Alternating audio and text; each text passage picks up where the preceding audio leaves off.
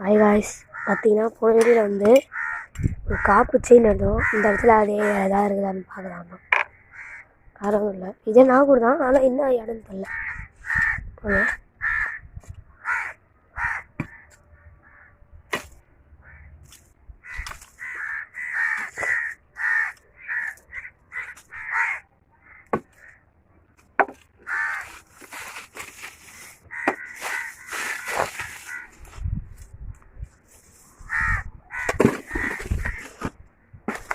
என்னை பொறுத்த வரைக்கும் இங்கே எதுவும் இல்லை.